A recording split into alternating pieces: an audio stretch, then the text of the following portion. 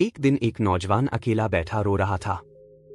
पास ही से एक साधु गुजरा तो उसके नौजवान से पूछा, क्यों बेटा क्यों रो रहे हो? नौजवान बोला, हे साधु महाराज, मेरा संसार में कोई नहीं है। साधु नौजवान के पास बैठ गया और पूछा, बहुत दुख हुआ, क्या हुआ तुम्हारे माँ पिताजी को? नौजवान बोला, कुछ नहीं, माँ तो बिल्कुल ठीक है। साधु ने फिर पूछा, तुम्हारे भाई और बहन? नौजवान ने फिर कहा, वो भी ठीक हैं। साधु समझ नहीं पाया और नौजवान से पूरी बात बताने के लिए कहा। नौजवान बोला, मुझे इतने वर्ष लग गए यह जानने के लिए कि मेरा कोई नहीं है और किसी को भी मुझसे लगाव नहीं है, न माँ पिताजी को न भाई बहन को। मैंने सब के लिए इतना कुछ किया परंतु सब न जाने क्यों मुझसे इतनी नफरत करते रहे। मैंने तो किसी का कुछ नुकसान भी नहीं किया, बुरा नहीं किया, कभी किसी से धन की लालसा नहीं रखी। साधु परेशान हो गया कि आखिर बात क्या है। उसके नौजवान से अपनी कहानी सुनाने के लिए कहा। नौजवान ने सुनाई अपनी कहानी। जब मैं छोटा था तो एक बार मैं बहुत बीमार हुआ। मुझे बताया गया कि मुझे एक डॉक्टर ने बचाया। पढ़ाई के लिए मेरे स्कूल इतने बदले कि मुझे खुद पता नहीं कि मैं किस स्कूल से पढ़ा हूँ। थोड़ा और बड़ा हुआ तो मेरे माँ पिता ने मुझे अकेले रेलगाड़ी में बिठाकर चाचा के घर भेज दिया पढ़ाई के लिए। मैं साथ में बैठे एक यात्री की उंगली पकड़कर घंटों बैठा रहा। केवल 8 से 9 वर्ष का था मैं। 6 वर्ष बाद मैं वापस आया तो फिर पढ़ाई के लिए दूसरे शहर भेज दिया। फिर नौकरी लग गई। फिर नौकरी के लिए शहर से बाहर चला गया। वर्षों अकेला रहा और जब भी माँ पिताजी या भाई बहनों के पास मिलने आता कोई सीधे मुंह बात नहीं करता और सभी अनादर करते। फिर शादी हो गई तो माता पिता ने घर से निकाल दिया। फिर भी मैं साथ निभाता रहा। मैंने और मेरी पत्नी ने मिलकर परिवार को जोड़ने की बहुत कोशिश की परंतु कोई भी हमसे रिश्ता रखना नहीं चाहता था।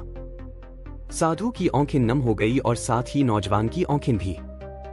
नौजवान ने आगे बताना शुरू किया। फिर मेरी नौकरी बाहर दूसरे राज्य में लग गई और हमें वहां जाकर रहना पड़ा। परंतु जब भी मैं वापस मिलने आता तो हमेशा रोकर ही वापस जाता। किसी का व्यवहार नहीं बदला था। फिर पिता बीमार रहने लगे।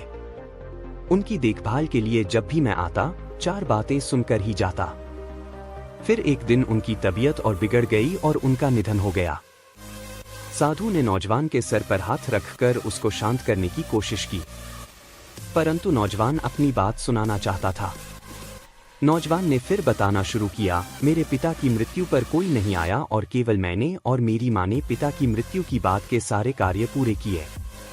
हैरान था कि जिन बच्चों को हमेशा मेरे माँ पिताजी ने सबसे ज्यादा प्यार किया, आर्थिक सहायता दी, वो मेरे पिता के गुजर जाने के बाद इतने दूर कैसे हो गए और सबने कहना शुरू कर दिया कि अब मुझे ही अपनी माँ का ख्याल रखना है और अपने पास रखना है और अब उनको माँ से कोई मतलब नहीं। साधु भी परेशान हो गया और नौजवान से आगे बताने के लिए कहा। नौजवान ने फिर बताना शुरू किया, मैं अपनी माँ को अपने साथ दूसरे शहर ले गया परंतु हैरान था कि वहाँ भी मेरे ही घर में रहकर वो सारा दिन मेरी और मेरे परिवार की बुराई मेरे बहन भाइयों से करती रहती। मैंने उनका बहुत ख्याल रखा। पहले वो खाना कहती फिर हम खाते, परंतु महसूस हुआ कि उनका मुझसे या मरे परिवार से कोई भी लगाव नहीं था। कुछ दिन रहकर उन्होंने वापस अपने शहर जाने की जिद की और मैं उनको वापस ले आया। फिर वही शुरू हो गया। मेरे लिए मेरी माँ और भाई बहनों के दिल में केवल नफरत ही थी। जो भाई बहन अपने खुद के पिता के देहांत के बाद मिलने भी नहीं आए, वही मेरी माँ को सगे लगते थे। मैंने अपनी माँ को बहुत समझने की कोशिश की परंतु वो नहीं मानी। आखिरकार वो मेरे छोटे भाई के घर रहने चली गईं और वहीं रहने लगी। फिर क्या हुआ? साधु ने पूछा। फिर एक दिन अचानक उन्होंने वापस आकर फिर मेरे साथ रहने का फैसला किया, परंतु अब मैं तैयार नहीं था। मेरा परिवार इन सब घटनाओं से बहुत परेशान हो चुका था और अब आगे सहन करने को तैयार नहीं था। जिस माँ पिता ने, भाई बहनों ने इतने वर्ष तक मेरा सिर्फ शोषण किया हो, आज मेरी मदद मांग रहे थे क्योंकि माँ को कोई भी रखना नहीं चाहता था। फिर भी मैं कुछ नहीं बोला और माँ मेरे साथ रहने लगी।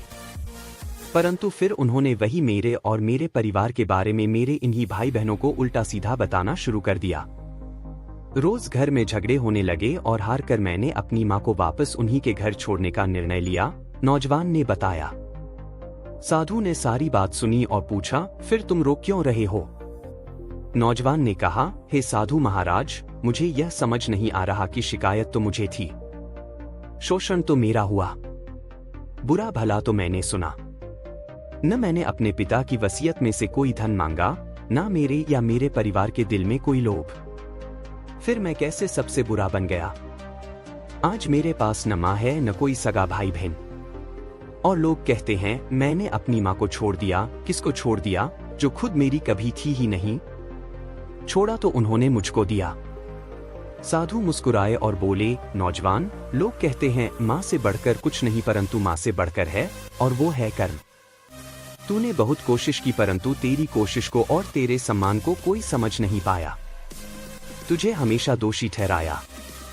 यह कसूर और बदकिस्मती तेरी नहीं, उनकी है। पछतावा तुझे नहीं, उनको होना चाहिए, जिन्होंने अपने सबसे बड़े पुत्र और एक भाई को समझने में इतनी विशाल भूल कर दी। कर्म के हिसाब से सब बराबर हैं, न माँ बड़ी और न ही पुत्र, न ही पिता बड़ा और न ही भाई बहन। कर्म सिर्फ कर्म देखता है। आज तेरा यूं अकेले बैठकर यह सोचना ही बताता है कि तेरी तरफ से तूने बहुत कोशिश की, परंतु जब उनके भाग्य में ही तुझसे सुख प्राप्त करना नहीं था तो कहां से मिलता? इसमें तू क्या करेगा? इसलिए पछताना छोड़ और अपने परिवार और अपने भविष्य को संभाल। यह कहकर साधु वहां से चल दिए और साथ ही नौजवान। लगाव, सम्मान और भावनाएं एक तरफा नहीं होती। बिना लालच या लोभ से की गई सेवा धर्म के सामान होती है, और सही गलत का फैसला कर्म के आधार पर होता है। माँ तो माँ होती है, परंतु पुत्र भी पुत्र ही होता है, और कर्म और भाग्य की माने तो दोनों ही बराबर हैं।